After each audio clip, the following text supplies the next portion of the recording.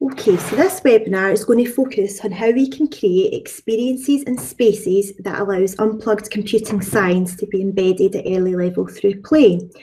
And it's going to help us find out where we can access a wealth of free learning and teaching resources to embed computing science at early level. We know that children flourish when they're playing outside in all weathers, and being in nature stimulates the senses and nurtures a sense of wonder and awe at the process of life.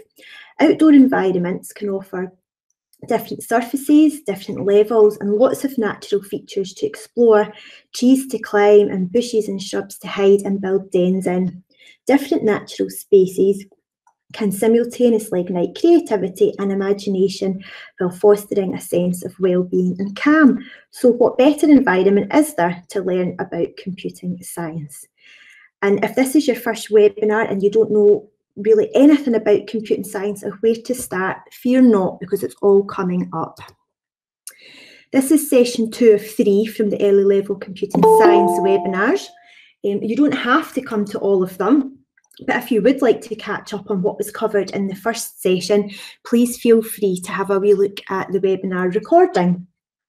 You can find out from there what we covered, but also the key supporting documents that we spoke about in relation to technologies at the early level too. But to very quickly recap from the last session, we began by exploring the skills that employers are currently looking for. And so many of these skills are what we are creating opportunities for young children to explore on a daily basis at the early level. Creative thinking and creativity, the ability to wonder about things differently, is a skill that we are really good at promoting at the early level. Creativity is one of the most sought after skills, and a skill that as early years practitioners is so central to the opportunities and experiences that we provide and facilitate for young children. And it's so much more than expressive arts. Creativity is involved in our everyday problems. So in line with current key messages from Realising the Ambition, unique learning spaces are part of the learning environment. Interactions, the experiences and spaces is what makes up the environment. The environment in which children learn is the totality of those three things. And technology is in the world all around us. Computing science and computational thinking is central to our daily lives. And throughout this session, we think that you will recognise that you're already embedding unplugged computing science through play without programmable devices, through the interactions, experiences and spaces that we're already providing. You may just not have made the link explicitly to computing science before now. At the last session, we explored how children can identify and use a range of computing technology in the world around us through play and songs, and have the opportunity to investigate and creatively solve problems. For example, to ask, what's inside? How does this work? And we also explored how sorting and creating patterns, creating and following sequences of events and instructions, and retelling stories is all computational thinking. And note from these pictures here that there's not a programmable device in sight. And I'm just going to hand you over to Louise now for the next few slides. Hello everybody.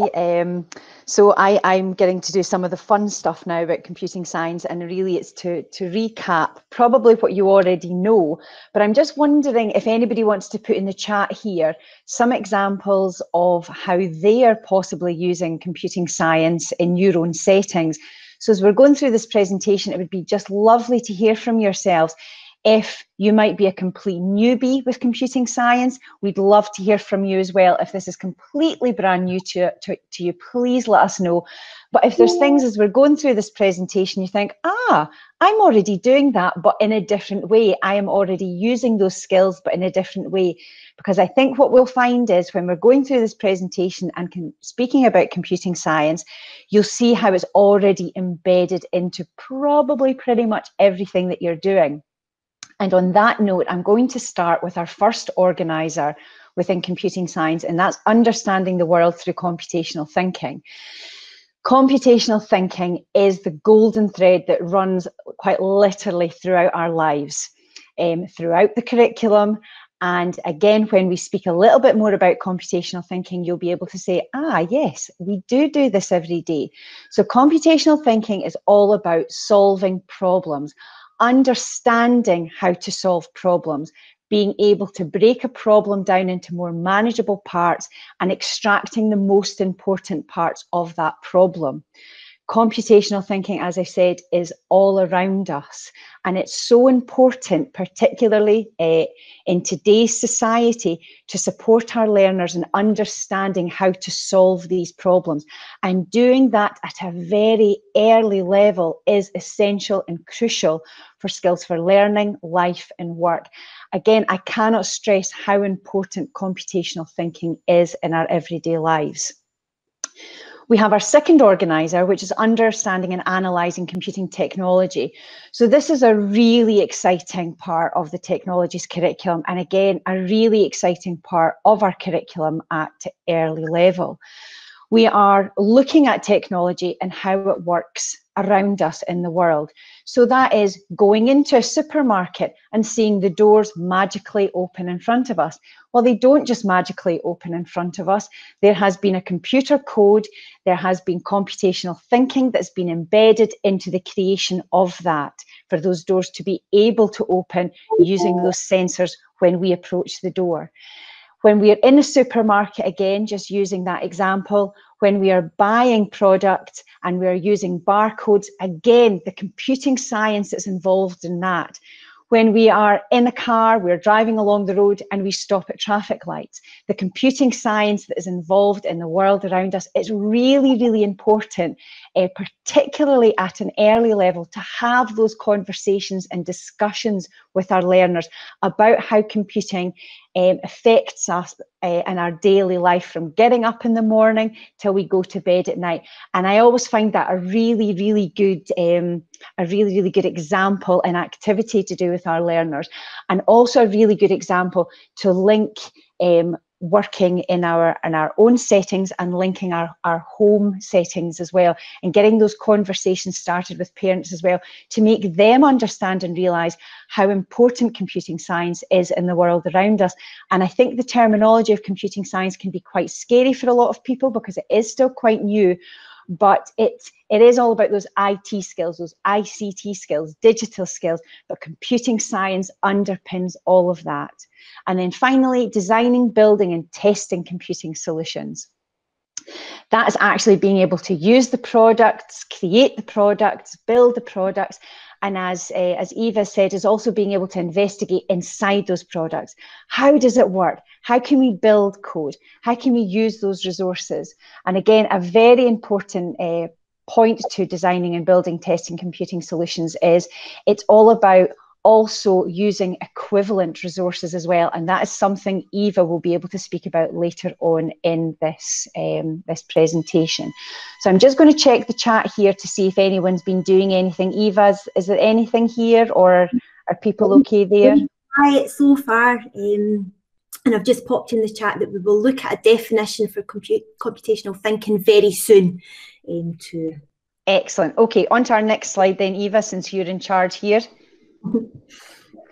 So we're going to move on to some fun activities, but first of all, before we do that, can I just make sure you also have a pen and a piece of paper before we move on to our next slide?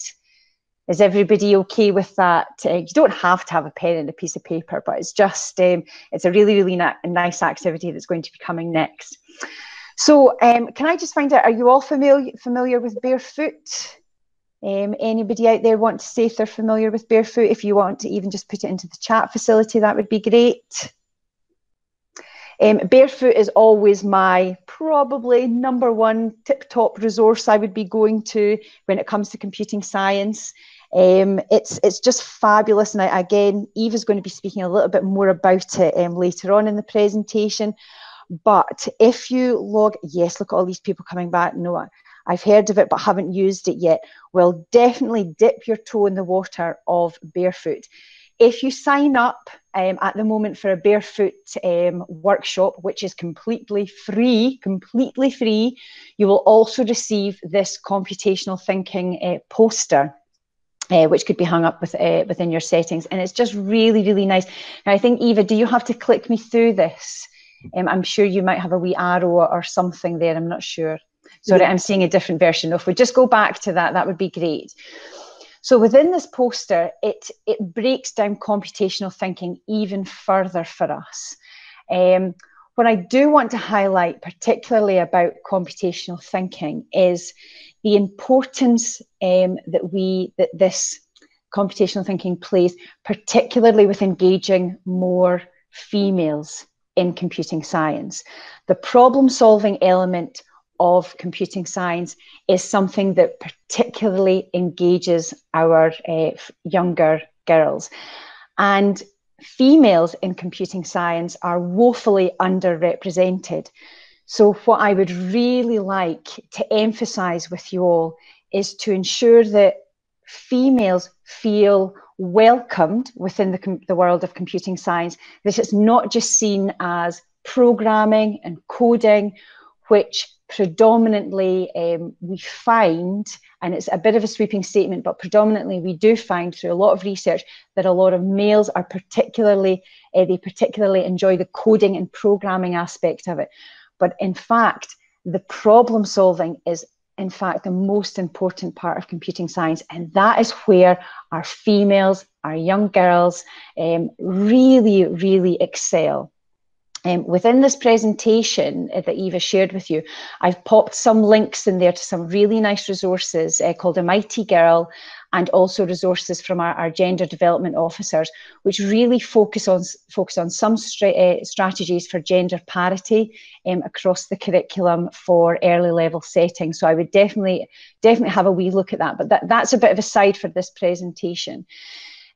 So again, within Barefoot, it's introducing these new concepts: logical reason, abstraction. Abstraction for me is probably one of the most important parts of computing science, and probably my daily life. And it's something, you know, we all get these really big problems. And it's being able to focus on what are the most important parts of these problems. How can I break this down, extract the most important parts, and get this problem solved as quickly as possible?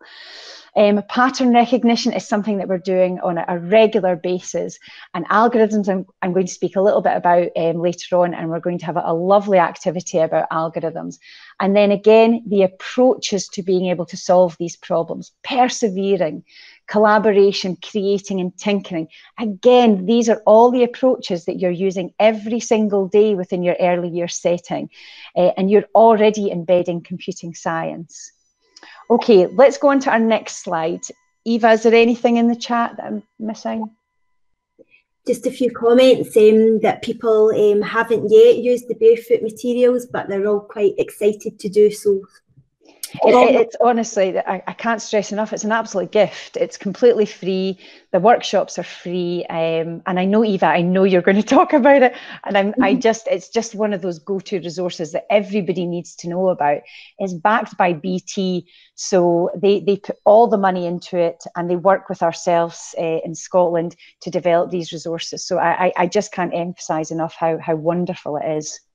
So on to the next slide. This is a really simple question. I've probably just given you the answer. What is computational thinking? Anybody want to switch their mic on and shout out, or anybody want to pop it into the chat? What is the correct definition?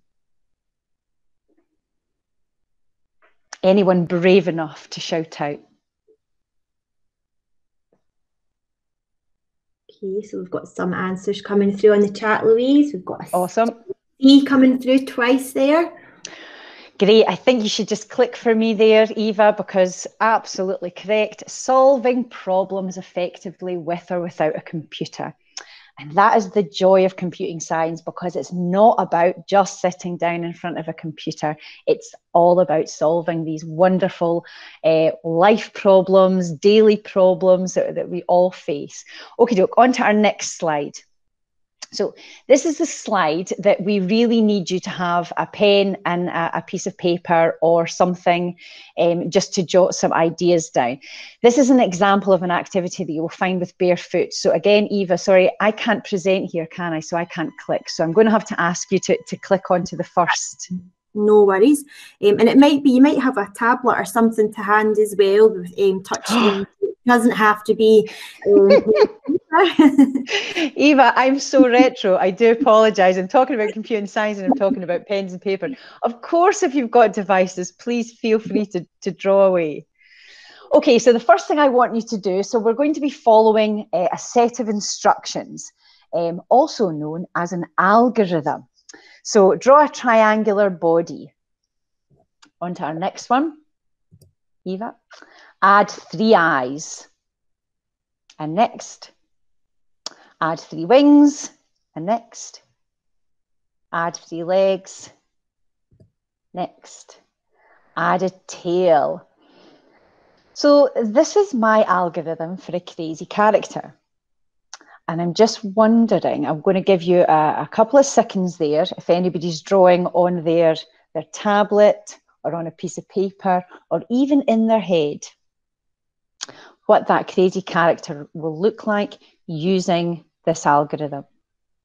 I do this at head teachers meetings and all sorts, and everybody gets involved, and they usually when it's face-to-face, you know, we'll all be holding up our crazy character pictures.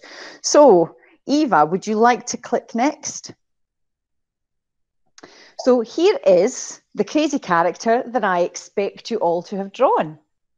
So I just wonder if anyone would wish to share their crazy character.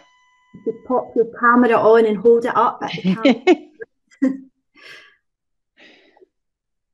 And this is from a barefoot activity aged 5 to 7, but you could really easily do this with children much younger, and we'll have some examples of this coming up shortly as well.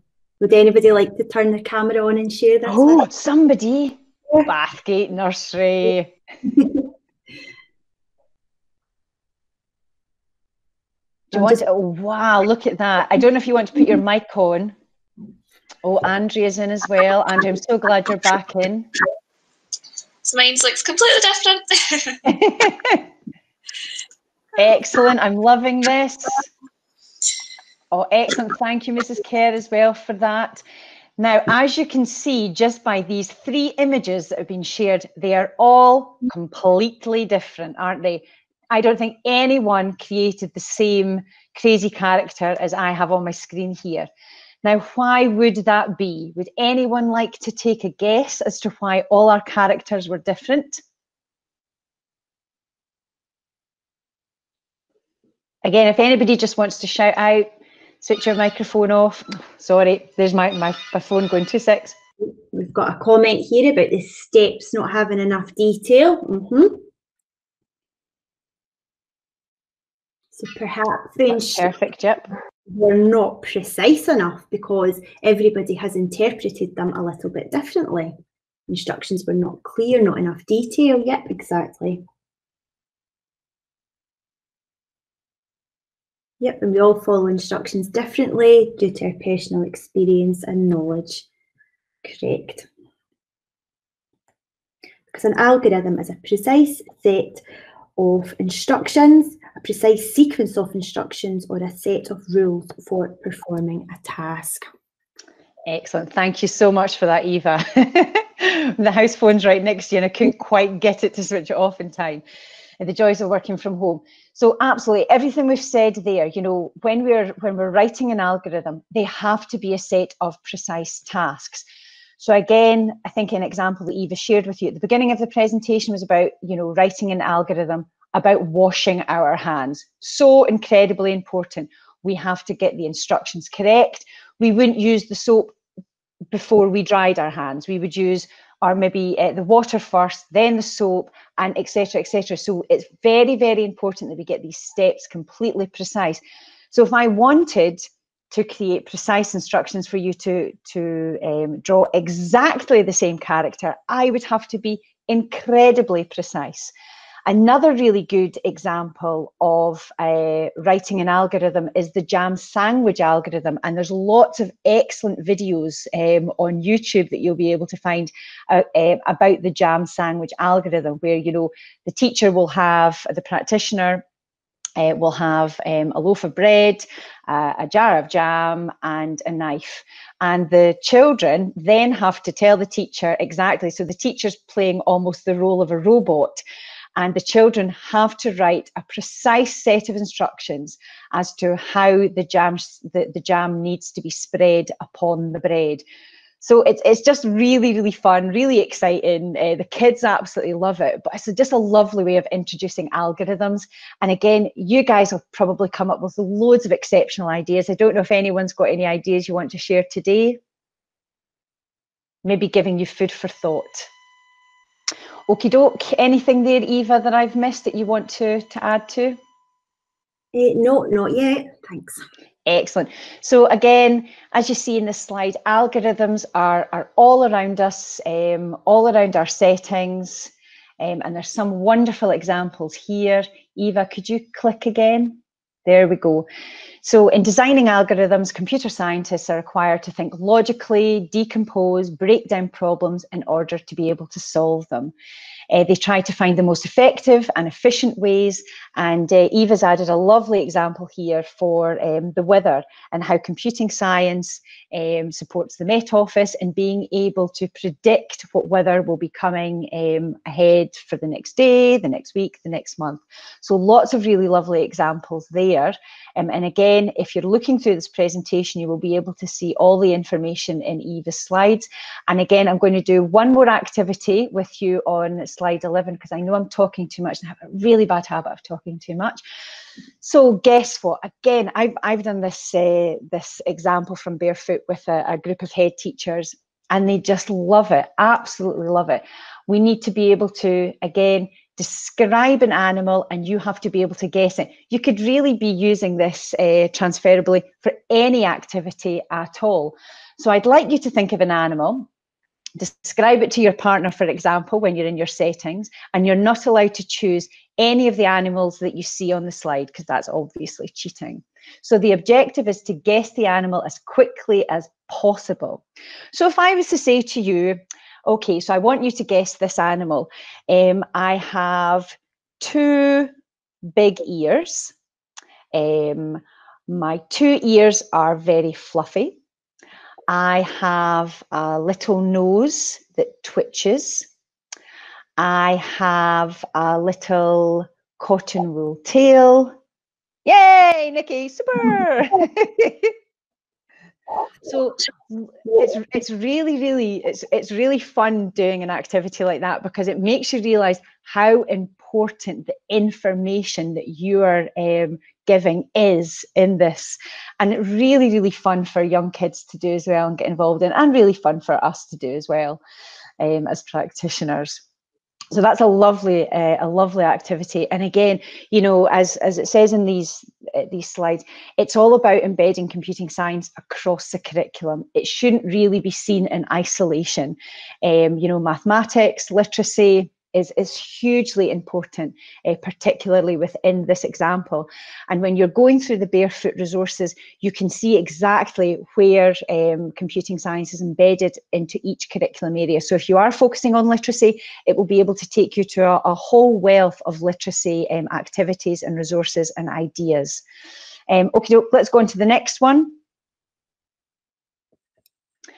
That's it, thank you. So this is actually a really, this is definitely not one that you would be doing with your early level learners, but it is a really nice example to speak about abstraction. I don't know if you've ever been to London to look at the London Underground map. When it comes to problems, I'm actually not bad with abstraction when it comes to, you know, planning and you know, my day-to-day life and my work.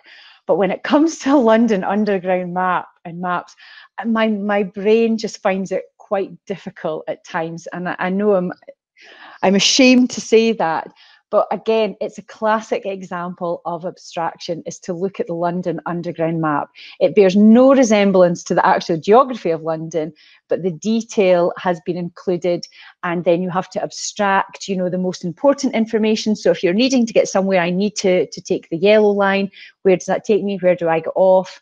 I then have to use the brown line, etc., etc. So it's just a really nice example. And again, this example is included within Barefoot. So if we just go on to the next slide now. So here are some, again, really nice examples of questions that we could be asking on a, you know, and it's questions you guys will be asking on a daily basis. You know, logical reasons. What will happen if I do this? How do you know? So again, during water play, sand play, anything like this, what will happen if I fill up this container? Again, predicting what's going to be happening, algorithms. And I'm sure you're all sitting here today going, oh, wow, yeah, we do algorithms all the time. Decomposition. How do we each do different jobs to solve the problem? Again, when your learners will be working in groups, they will all have different jobs to solve a particular problems. Pattern recognition.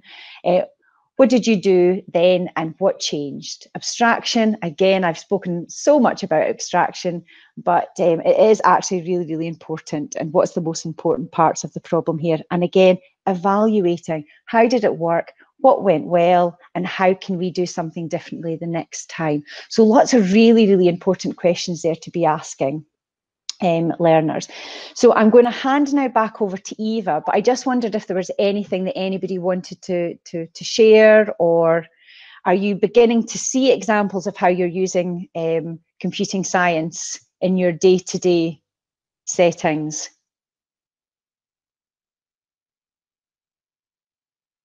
Anybody want to write anything in the chat?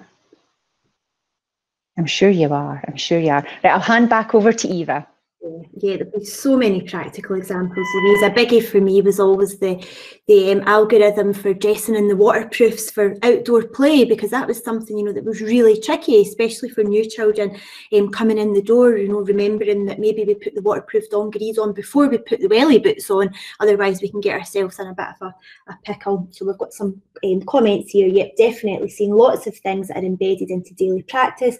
Great to see these skills and questions that we use every day linked to the computing science context. Absolutely.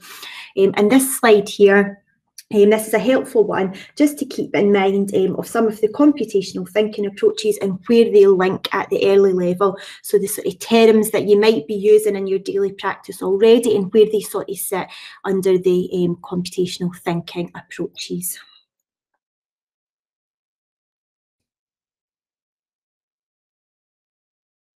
You may have heard of the term debugging before as well. Children absolutely love learning new words, and this is a term, like all the other terms that we've covered so far, that is transferable and can be used in a variety of learning contexts right across the curriculum. So in the next few activity examples we have coming up, think about what your role as the adult would be. Realising the ambition reminds us that the starting point is always to listen with our eyes and our ears. So how would you introduce these activities in your own context of learning? What resources would you be looking at? And what might your provocations look like? What might they sound like?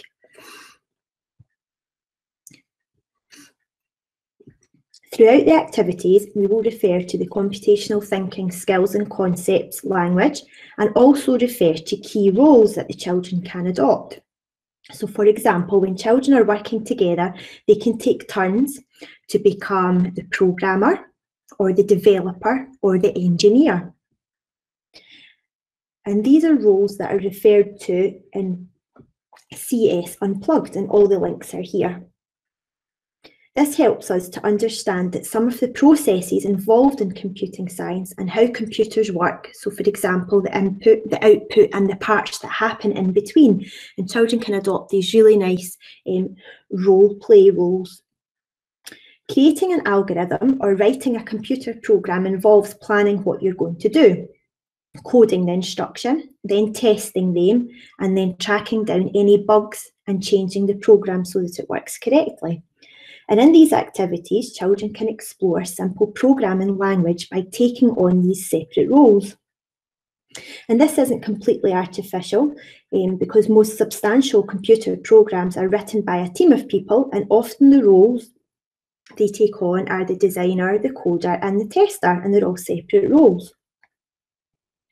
So the KidBot activities that we've highlighted here on the screen by CS Unplugged separates the programming from the testing part so that the programmer can adjust the program, you know, on the fly. They create the program and then someone else tests it to make sure that it's fair and they're not making any tweaks behind the scenes. And that's just a really nice way for young children to be able to collaborate and solve problems together, but each have an important role so nobody is left out. Now that's just one example and a completely optional way of introducing the activities. You might want to wait till later on to introduce roles like this, or perhaps not even at all.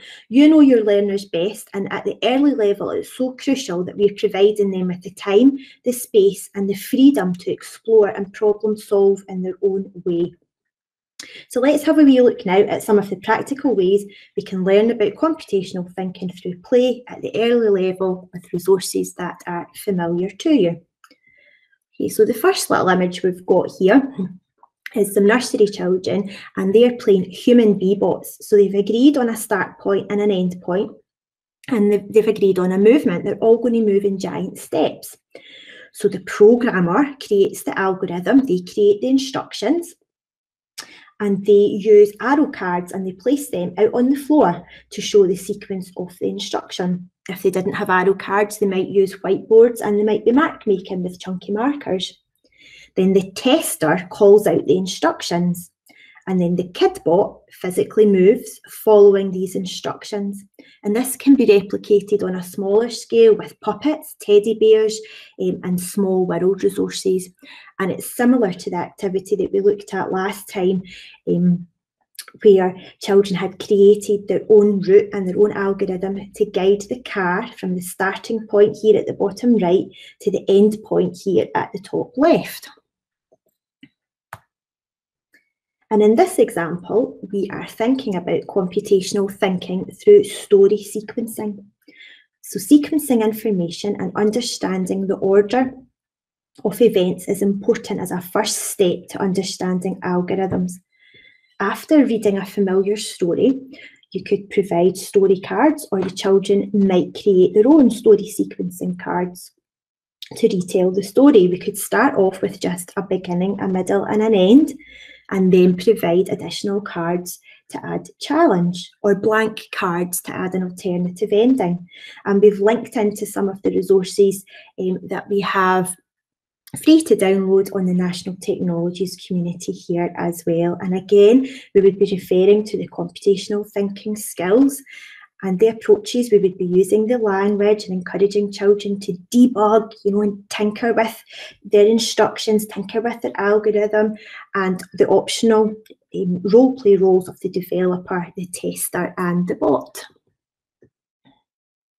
And in this example, we have the Julia Donaldson Gruffalo familiar story with some story sequencing cards. Now, the next example here, we're learning about computational thinking through role play and physical exercise. So the provocation in this example is that it's getting very cold for the animals outdoors in the autumn, and they're now preparing to search for food for hibernation. And we could pretend that we are these animals and can we help them warm up before they go out hunting for their food to store it for hibernation. So we're going to create a physical exercise or a dance algorithm.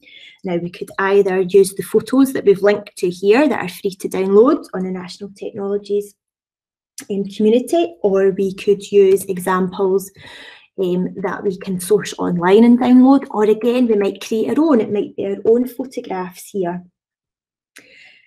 And the children would then create an algorithm, and they would take turns using the roles again to test the algorithm.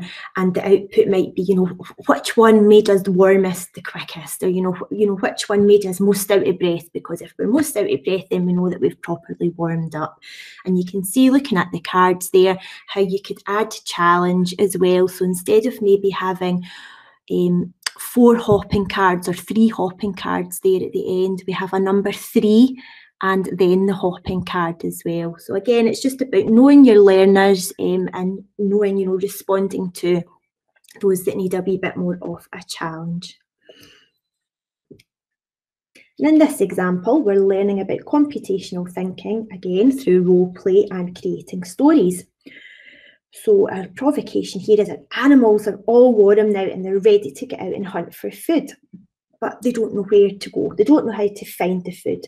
So can we create an algorithm to guide the animal to the food? Or in this case, it's the wee mouse here at the end. So we want to guide the mouse from the starting point where the little green marker is over to the red marker at the bottom there of the screen. But we need to watch out because there's certain spots that he can't go on. He might want to avoid that dog. He might want to avoid the ice patches there, which are tinfoil. So we need to create an algorithm. We need to create a set of rules, a sequence of instructions to help guide that mouse from the beginning to the end. And in the human Bebot or the kid Bebot activity that we looked at first, we'd agreed on we would all take giant steps. But if we go back and think about making algorithms precise, we know that that wouldn't be precise because I know that my giant step might be different from Louise's giant step. And, children are come in all different shapes and sizes and their steps are all going to differ as well. So then we need to agree on a more precise movement or a more precise measurement of movement. So in this case, we've used sheets of A4 paper, but it might be carpet tiles, or it might be, you might be measuring out and chalking on the ground, whatever it is that you have access to. And again, we would be referring to our computational thinking, concepts and approaches. And again, they could use the developer and the tester and the bot roles if you wished. Now, the next couple of activity ideas have come straight from the Hello World magazine. Now, if you've not came across this yet, please do feel free, click on the link to download, or you can sign up to have it delivered for free. And this edition looks at bringing code to life, and they have some really fantastic activity examples that we're going to have a wee look at here. And it introduces it by saying children were enthusiastic about having the opportunity to express themselves and produce a code that was meaningful to them. It's like making your own game. You make it however you want. You go outside with the game that you wanted and made instead of buying a game. And by introducing this creative element and linking coding to all other subjects that children are already familiar with, educators can encourage them to see computing as an important and integrated part of life. Using coding in this way can also enhance outdoor play and develop social problem solving. So let's have a little look at some of these lovely examples. So remember from earlier on, we had our crazy character activity where we followed our instructions that Louise gave us to produce an endpoint. We were producing a crazy character. Well, we could replicate that outdoors, and we could be using sticks in the mud or sticks in the sand, or it could be through using natural materials. It could be through using leaves and pine cones and conkers and all sorts of lovely things that we find outside at this time of year. Later on in the winter, it might be creating our crazy characters in the snow. It could even be creating a snowman. So all of these are completely transferable ideas that you can do with resources that are familiar to you and accessible to you. And then in this example here, we're looking at den building, but we're not focusing on the algorithm so much in this example. So children work together in groups to build a den to shelter them from the weather. And the effectiveness of the shelter is then tested by pouring water over the roof. Or it might just be a rainy day and you might not have to do that. The process of building a den involves many computer science concepts and approaches. So first, the children need time to tinker with the design of the shelter using all the materials that they have collected. During this time, they're applying logical reasoning They need to consider which of their materials could be useful for the structure and which could be useful for the shelter. And then they're breaking the problem down into parts. So remember, we've saw this already today. So that they can work more efficiently to achieve a den with the limited time that they have. But of course, there'll be problems that arise. The wind might blow parts down, or they might load up their shelter too heavy, and it might all come tumbling in. So there'll be lots of debugging going on, and the whole process will fuel collaboration and perseverance, which are key computational thinking skills. And then after they've successfully completed their den, they could then follow that up by creating a den building algorithm that they could share with their friends. So they could show their friends what are the important steps, what are the sequence of instructions that we need to follow to create a den like this.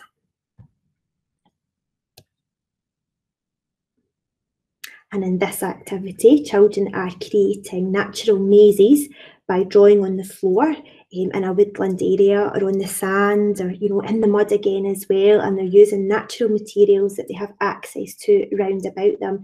So it's a wee bit like the human bee bots activity that we looked at earlier on, but this one has the added challenge of the kid bot wearing a blindfold, so they have to completely trust the instructions from their friend, and they're completely trusting the instructions from the other one that has created the algorithm.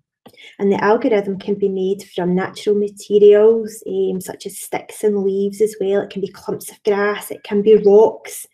But we have to remind the kid bot in this case that they can only do what they're programmed to do by following the algorithm. So they can't go rogue and add their own steps into it. They've got to completely follow the instructions that they are being given. Then for a bit of challenge to differentiate in this activity, we can ask children if they could shorten the sequence. So like the examples that we looked at for the warm-up, so it might not be using the 3 forward arrows. They might then create a number 3 and 1 arrow beside it, just to shorten it down and make the algorithm more precise. Okay, and we've not even touched on the barefoot activities at this point yet. So that's a mixture from some of our ideas and ideas from practitioners around the country, some of the Hello World ideas, and now we're going to have a quick look at some of the barefoot early level play ideas that have just been launched just last month. So these are all really, really new to access, new to download. And we're going to have a wee look at the Boats Ahoy activity, just so I can show you how easy it is to use it and how well prepared it is with where it's all linked to the concept and approaches, and it even gives you some key vocabulary, some key questions that you can be using with your learners. And if you download these activities as well, if you download them before the 18th of December, you'll also receive a free printed poster like this, which is really handy. So I'm just going to minimise the slides at the moment, and I'm going to show you what it looks like. So I've already logged in here on the Barefoot site, and I've just done a wee quick search down the side, and I've used the filter early years and I've used Scotland. And then I've gone to open the resource, and I've got here's one I downloaded earlier here. Okay, so this is the early years Boats Ahoy activity, and it's telling us that the concepts and approaches we're going to cover is logic, pattern and abstraction. It's also linking to areas of the curriculum, and note it's not just technologies, it's right across the curriculum. And then it's given us a bit of insight about the activity. Okay, so I'll just make that a little bit bigger for you. Oops, daisy. I'll give you a wee second just to have a read through that. Okay, so it's just a very general activity about boats. We're learning about boats. We're going to be using various resources to extend our learning about boats, books, film clips, stories and songs. And then let's find out how it links to computing science. So what could we be doing? Okay, so the children are given facts about boats. They're collecting their own facts about boats as well, and they're starting to really build up a picture about their understanding of boats. And here's some key questions here. Okay, so logical reason. What have you found out? Is this a boat? Is that a boat? Why not? How do you know? Where did you find that out? And then looking at pattern. What kind of boat is this? Are these boats the same? I wonder what's the same about these boats. I wonder what's different about these boats. And then we're looking at abstraction here. And remember, that's the skill of being able to pick out the most important pieces of information and focusing on them. And the key questions that we could be asking is, what's most important about boats? Is the colour of the boat? Is that what makes it float? Is that what makes it work? I wonder what makes a boat a boat. And then there's some additional links there that you can click on as well. So you can see it's not, computational thinking is not just all about algorithms and sets of rules and sequences of instructions. It's much bigger than that. And I'm sure this type of activity is something that you've done, you know, probably 100 times over, but maybe not linked it to computational thinking. You know, this would maybe have had a science focus. You would maybe been looking at science and maths and floating and sinking and so on. You might not have thought, actually, this could be a computational thinking activity as well. And that's what the beauty of the Barefoot resources do. They make those links really clear and really explicit, and you do not need any sort of programmable resources or devices at all. It's all things that you've got access to already. Okay, so hopefully from the activities that we've explored, you can see that computational thinking and get my words mixed up. Computing science and computational thinking can be met in any or all areas of the curriculum. So all practitioners can contribute to reinforcing them. Okay, so it's not just the digital leader that's going to be responsible for introducing and embedding computing science. It can really be everyone. And how do we know that we're embedding computing science at the early level? Well, I'm sure this is a very familiar document to you. We self-evaluate, don't we, to make sure that we are all providing these experiences and opportunities, and to make sure that we are all encouraging children to recognise a range of technologies and their purposes. Now, we probably won't have time to dip into the support and resources the same as we did in the first session, but the video recording from the first webinar is linked here, and if you skip it on to 31 minutes, you can access all of those support and resources if you want to further your professional learning, professional development a wee bit more in your own time. I do have a couple of key slides though that we will have a wee look at just now. So within GLOW, we have our professional learning communities. We have our National Early Learning and Childcare Professional Learning Community, where you can access key documents, relevant links and examples of practice that practitioners have uploaded and shared. And there's also conversation threads in there as well. So even if you don't maybe use Twitter, you can have a wee look and see what is being shared on the National Early Learning and Childcare Twitter account. We also have our DigiLearn Scott blog, where you can access all the upcoming webinars and all the webinar recordings. And again, sharing practice is a big part in here as well. And we're always looking to add to that too. So we're always looking for examples from practitioners of things that you are trying. So just little small steps. It might be, you know, that after this webinar, it's inspired you to go on and either try some of the activities, or to maybe download some of the Barefoot activities and try them out in your setting. We would absolutely love to hear about that, because doing that then raises, you know, it develops confidence in other educators, other practitioners as well, will be more willing to have a wee go. Now, a new slide that I've added to our presentation this week is a slide to the Knowledge Hub. So this is something that anyone can use. It's free to join.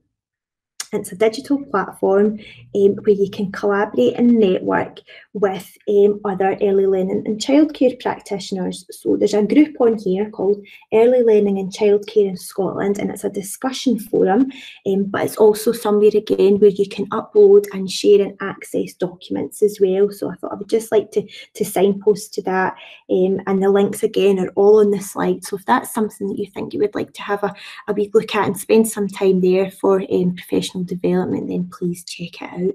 Places you can get in touch with us, and it might not be until, you know, a few days, a few weeks, even a few months later, when you're really trying out some of these activities, that you then have a wee question. That's fine. Feel free to get in touch with us anytime at all.